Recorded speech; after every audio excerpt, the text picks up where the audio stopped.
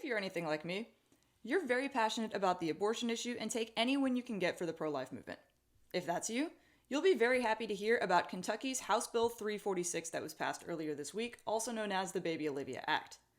This bill would require accurate education on life in the womb in middle and high schools, and I think that it's a great bill and a huge win. I'll talk more about that in a second. In addition to that, Nikki Haley has finally dropped out of the presidential race, leaving our party to unite under one man, Donald Trump. This is a good thing for two reasons. One, the Republican Party is not split. Two, we don't have the possibility of running a rhino on our side, which is definitely a win not just for us but for America. And last but not least, this week's State of the Union address was one of the worst that I have ever seen. But there was one pretty cool thing that came out of it.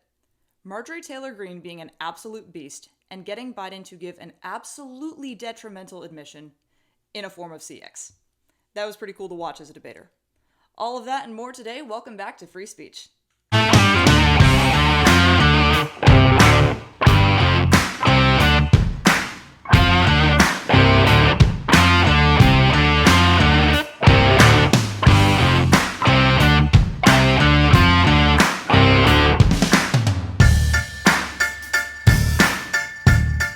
Let's jump right into House Bill 346, shall we? Now, for those of you who don't know why it's called the Baby Olivia Act and don't know what this is referring to, I'm going to jump into a quick point of background information before we can continue, just so that everybody's on the same page. According to liveaction.org, quote, "From a single-celled human to a baby with a beating heart, brainwaves, fingers, and toes, Olivia shows the remarkable beauty of a unique life within the womb. The Baby Olivia project provides a medically accurate, animated glimpse of human life from the moment of fertilization. The story details her growth as she progresses from one developmental stage to the next in preparation for continued life outside the womb." End quote. So essentially what this bill is named after is a project and a video by a pro-life organization detailing and accurately showing what happens when there is life inside the womb. The video itself completely debunks the rhetoric from the left that it's just a clump of cells. But the fact that it's made it into state legislation just makes this video an even bigger win for us. Let's talk about the legislation. According to Spectrum News in 2024, quote, "A bill in the Kentucky House would make schools play a video of at least 3 minutes showing the development of the brain, heart, and other organs. House Bill 346 is named the Baby Olivia Act after a video that depicts life development from fertilization until birth. House Bill 346 does not say that schools have to show any specific video. However, it does have to show at least 3 minutes showing the development of the heart, brain, and other organs." End quote. This is a great policy. I read the bill. There are no disadvantages to passing this policy. Think about it. We end up with a more educated population on a subject where everybody seems to be really, really confused right now. In addition to that, the implementation of this policy is great. We'll get into that in a couple of seconds. Let's talk a little bit more about this bill. House Bill 346 would require middle and high schools to adopt a health curriculum. The instruction would include a presentation of an at least 3-minute high-definition ultrasound video and computer-generated animations showing the stages of human development inside of the womb. State Representative Nancy Tate said videos like Baby Olivia would help educate students about human development. She said, quote, "This bill acknowledges that the item in the womb is and was a baby even before week 11, when it is medically referred to as a fetus." End quote.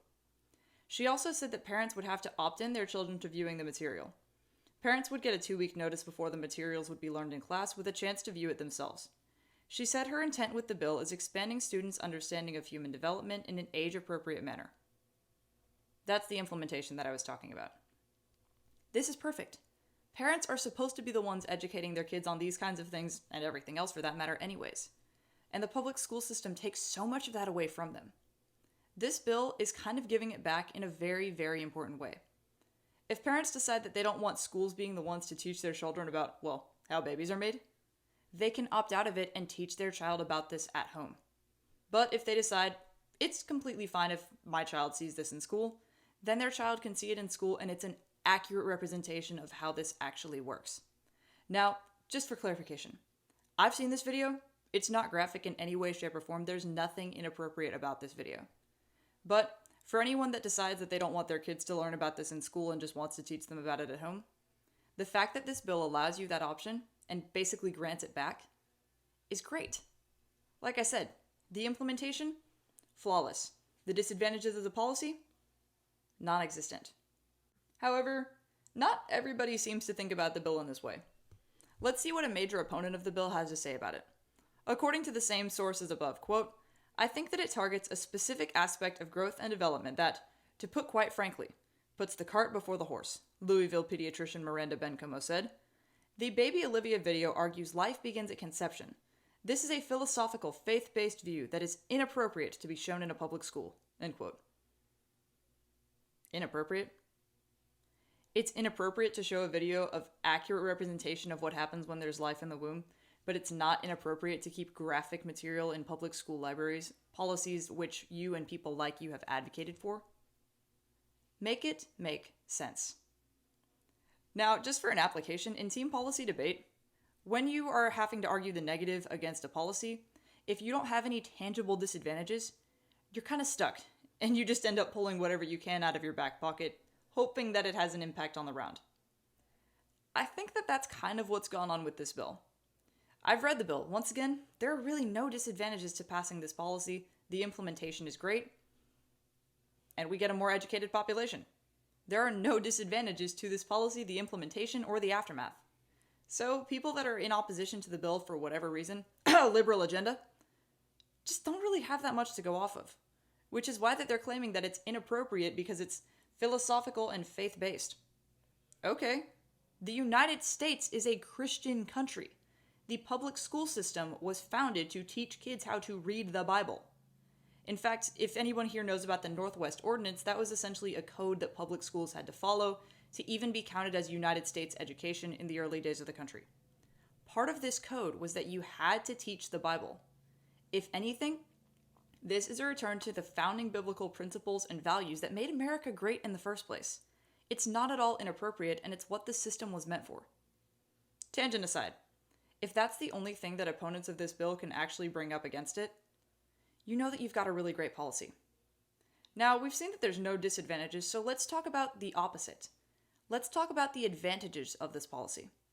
Well, number one, we have a more educated population. Number two, the next generation is going to be smart about this.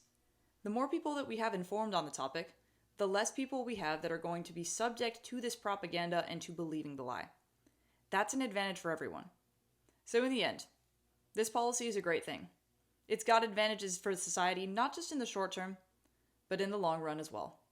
And that's something that I think we could all vote affirmative for. Let's talk about the presidential election, shall we? I haven't talked about that in a couple weeks, not to my knowledge anyways, but I've definitely got something to talk about with it today. According to Daily Wire News in 2024, Nikki Haley has dropped out of the presidential race, and she's not endorsing Donald Trump. I think that she's being a little bit of a poor sport about this. Because think about it. Multiple other Republican candidates have dropped out. Ron DeSantis, who would have been the main competition to Donald Trump when he dropped, turned around, endorsed Trump, and said that this man is what we need as a nation. That's a good sport. There are so many politicians today that are just terrible people and terrible sports, but that wasn't an example of it. However, based off of what Nikki Haley's doing, I think that unfortunately she's taking the bad sportsmanship route. But let's look at this article. Former UN Ambassador Nikki Haley announced on Wednesday that she was suspending her campaign for president after getting defeated by Donald Trump in the Super Tuesday primary states. Haley, whose only victories in the Republican presidential primary were in Vermont and Washington, did not endorse Trump during her remarks. She said in an interview on Sunday that she was no longer bound to honor her pledge to support Trump if he won the party's nomination. Florida Governor Ron DeSantis did endorse Trump once he decided to exit the race. She did go on to say, quote, in all likelihood, Donald Trump will be the Republican nominee when our party convention meets in July, end quote. Now, this does leave Donald Trump as the remaining Republican candidate on the ballot.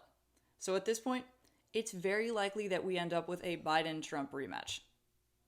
In all honesty, I think that we all know how that's going to go. Either the Democrats are going to try to cheat, or the Democrats are going to lose.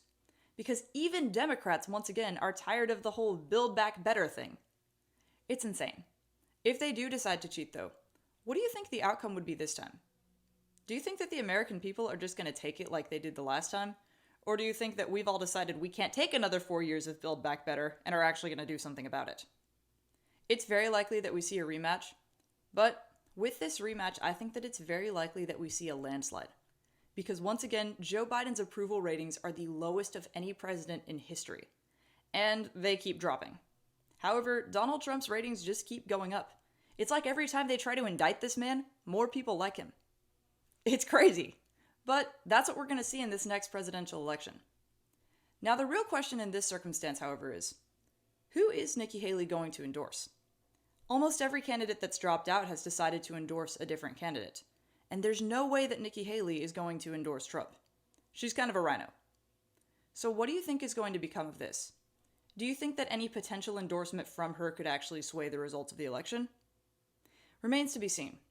But in all likelihood, the next presidential election is going to be the rematch of the century between a man who still has his wits about him and a man who almost is a century old who does not.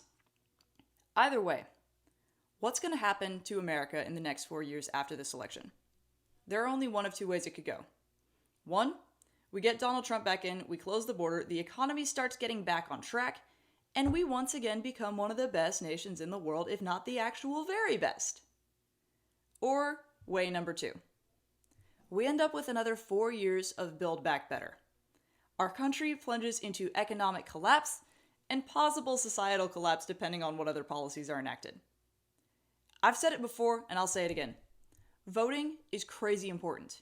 If you're eligible, it's your duty as an American citizen. So this November, when the presidential election actually comes around, I implore you, get out and vote. Because there's truly only one thing standing between economic stability and a better society and another 4 years of Build Back Better. And that one thing is votes. So get out, vote, perform your civic duty, and hopefully we will finally end up with Donald Trump as our president once again, with the Republican Party united under one banner. With no competition, there's no one else to try to steal any votes from him. So essentially, our party has two choices. One, everybody votes for the same guy, we get a fair election, and we all go home happy. Or two, Republican Party splits once again and tries voting Democrat or Independent instead. But based on approval ratings, I don't think that that's going to happen. So I think that we've really got something to look forward to these next 4 years. And if nothing else, I'm looking forward to the mean tweets again. That's all I've got to say about that. On the topic of the current president of the United States, however, I don't know if any of you guys actually watched it this week, but there was a State of the Union address that happened, I think it was Thursday night? Could be wrong, but it happened this week. This is one of the worst State of the Union addresses I have ever seen. I watched the last one, and I wasn't all that impressed. But this one was even worse. Before I get into the actual reviews and what other people are saying about it, let's go over a recap of some of the things that happened in this State of the Union address. From the Hill in 2024, Biden tried to deflect questions about age and competency. He said, quote, "I know I may not look like it, but I've been around a while," end quote. He made the argument that his age gives him a broad and true view of American history and values. He cited attributes including dignity and honesty, adding other people my age see it differently, in a clear jab at Trump. His predecessor, Biden implied, was focused on resentment, revenge, and retribution. The age issue is not going away, and Biden did garble several lines even while avoiding any truly disastrous gaffes. Okay. Just off of this first thing here, you can see that this source is obviously very biased. But let's make a quick comparison between Biden and his predecessor, what he says and what's accurate. So he says that Donald Trump's entire presidency was focused on resentment, revenge, and retribution. And he says that his attributes are dignity and honesty. Dignity. Your one word to describe America is definitely dignified. And the way that you're in office right now is completely honest, right? It's not. Donald Trump's presidency is not at all based on resentment, revenge, and retribution. He knows how to fix this country. He knows what kind of policies we actually need to put in place. And he's gonna do it because, well, he wants our country to get back on track. It's not all about revenge, resentment, and retribution. If there's an aspect of getting revenge because the last election was unfairly stolen from him, let the man have his revenge, but that's not what it's all about. Other things that were discussed in this talk included the Israel and Gaza conflict, which no one is taking his side on, even Democrats. He sort of came out in support of Israel pretty half-heartedly a while back, and that was enough to get the Democrats angry. But it was so minimal that it was enough to keep Republicans like, he's not genuine. And of course, he's not genuine. Because despite the fact that he says that his attributes include dignity and honesty, he has neither of those things. And he's not genuine about it, whatever. Let's see. The next thing that he talked about was an attempt to flip the script on immigration. The huge numbers of migrants crossing the southern border have been a big weight on Biden's political fortunes. Policy-wise, immigration is one of two issues, the other being inflation, where he scores the worst. But Biden and the Democrats believe they were handed a political gift when Trump's opposition sank a recent bipartisan infrastructure deal that had been months in the making. On Thursday, Biden lambasted the Republicans for opposing his deal, which he noted would have boosted the numbers of immigration judges, asylum officers, and drug detection machines. What he failed to mention, of course, is that this bill that he's signing under infrastructure and the border, the majority of the money in it goes to foreign war efforts, such as Ukraine, Gaza, Indo-Pacific War, etc. He keeps touting these quote-unquote bipartisan bills as a victory for everybody, as if he's spending money on things that we actually need.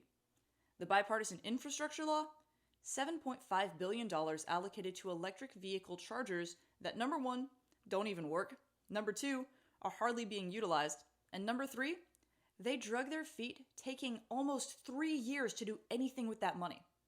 That's just one instance of the money under this quote-unquote bipartisan deal that was spent very, very wastefully. Of course, this deal was like $1 trillion, so there's a lot more money that was in that bill that was allocated to other foolish things.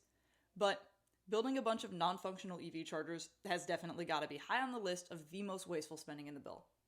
And then this quote-unquote bipartisan border deal that he's talking about, it hardly has any funding actually allocated to our border. I think I talked about it a couple of weeks back, but if you look on the Senate's website, you can actually find a graph of what all of the money is being spent on. The majority of the money, I think it was $60.1 million, is being spent on the Ukraine war effort. How much money are we really going to send over there before we actually do something about our border? Biden's saying that this deal was going to, he said it was going to boost the numbers of immigration judges, asylum officers, and drug detection machines. But again, what he failed to mention is the majority of the funding is going to foreign war efforts that we have no business being a part of. And even if you say that you're going to increase these things in America, there have been bills passed saying that for the last few years. Nothing is actually getting done because this administration either is incompetent, is lazy, is a mix of both, or just downright lies to the American people. I think that the last two are the most likely. It's a mix of both, and also they're just lying. But let's see what else he actually talked about. In this speech, he also discussed the more of the same tax the rich stick, along with shrinkflation. Which, if he's going to talk about inflation, I think that this is a terrible move. Because most Americans know at this point that the majority of the inflation that we're seeing right now is kind of his fault. Kind of a bad move to talk about that in your State of the Union address, but whatever, not my speech. The reviews are in. Let's see what others who watched this speech had to say. Quote, Biden is just off. His tone, his speed of delivery, his loud, punchy way of speaking is really weird. This speech is odd. End quote. Former White House Press Secretary Ari Fleischer. Next, quote, if you actually believe that the State of the Union is strong and getting stronger under Joe Biden, then you're probably spending too much time smoking crack with Hunter, end quote. Donald Trump Jr. Quote, the most arrogant, self-absorbed, clueless, and angry loser ever. Never held a real job. Lifetime political hack. Joe Biden is the epitome of what so many Americans despise about politicians, end quote. The Border Patrol Union. And last but not least, out of the 12 State of the Union speeches he's watched, quote, this was by far the worst I've ever seen, end quote. Senator Ted Cruz. Now, if you could review presidential speeches on Rotten Tomatoes, what do you think the percentage score of this one would be? Based off of the reviews that I've just read off, it seems like this thing could have flopped worse than Morbius. But there was one good thing to actually come out of this State of the Union address, and it's that Marjorie Taylor Greene is an absolute savage and continues to prove that she totally rocks. Now, for those of you who didn't watch it, I'm going to give you some background. According to Daily Wire News in 2024, quote, President Joe Biden botched the name of the young woman who was murdered by an illegal alien during a shouting match with a Republican member of Congress on Thursday night during his State of the Union speech. Representative Marjorie Taylor Greene shouted at Biden to say the name of Laken Riley, the young Georgia nursing student who was allegedly murdered late last month by a Venezuelan national. Lincoln Riley, Biden said, quote, an innocent young woman who was killed by an illegal. That's right. But how many of the thousands of people being killed by illegals? To her parents, I say, my heart goes out to you, having lost children myself. I understand. End quote. This is shameful. Number one, he gets the name wrong. Marjorie Taylor Greene shouts at him, say her name, Laken Riley. And she even gave him a pin before he got up to speak to tell him to say this name. He could literally see it right in front of him, and all he had to do is look down at his jacket and see the pin that was there. But he still messed up this name, calling Laken Lincoln. In addition to that, this sentence makes no grammatical sense, but we're just going to ignore that for the time being. He admitted that the illegals are illegals. And he admitted that the illegals are violent. This is a detrimental admission for him to give. Marjorie Taylor Greene is an absolute savage. In policy debate rounds, if you can get your opponent to admit something about their case that you can just absolutely run away with, that's one of the biggest victories for you in a round. If it happens in Congress or at the State of the Union address, and you get the president to admit that his policies are causing this, and that they have essentially been lying with their rhetoric the entire time, it's detrimental to them. But it's amazing to see for the American people who are tired of the lies. Now, I'd continue to just describe it, but I can't really completely do this justice with words. So let's watch this clip. It's pretty insane, and honestly, it's awesome. A winner, not really.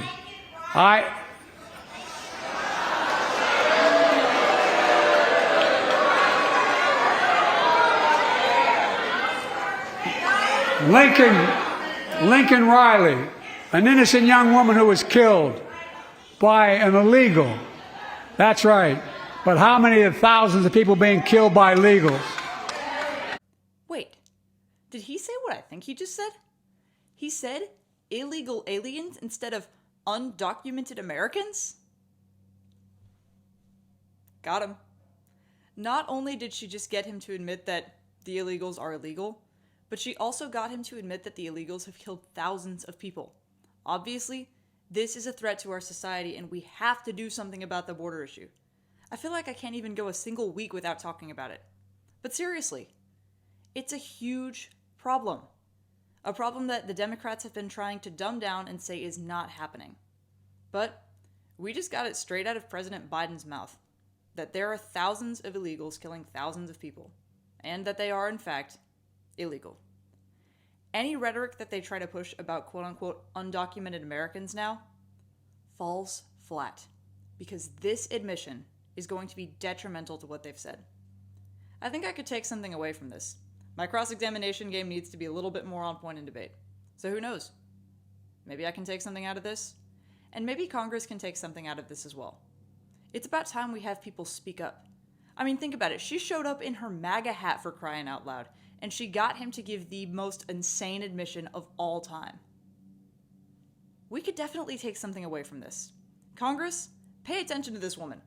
Maybe don't do something quite like what she did in the State of the Union, but still, figure it out. Speak up. Get these things actually addressed. Because if the American people don't do anything about it, the administration has proved to us that they are not going to solve it. However, this is a step in the right direction. And either way, even if nothing actually happens as a result of this cross-examination, we still got to see something crazy come out of it. American politics, in my opinion, is the best form of reality TV we have left. Most reality TV now, think about it. There's no redeemable qualities, you don't learn anything, it's not even that interesting. But American politics, you get to see stuff like this. And it's things that have an impact on your country. I, for one, am proud that one of our state representatives actually did it. I'm just upset that she ain't from Texas. But either way, this was savage. This is awesome. Keep it up. Thank you for watching this episode of Free Speech with Lila Cortez. If you liked what you saw and heard, make sure to like this video and hit that subscribe button. If you want the audio version of the podcast, head on over to Spotify. It's also just called Free Speech with Lila Cortez. Have a great day. Be blessed. See you soon.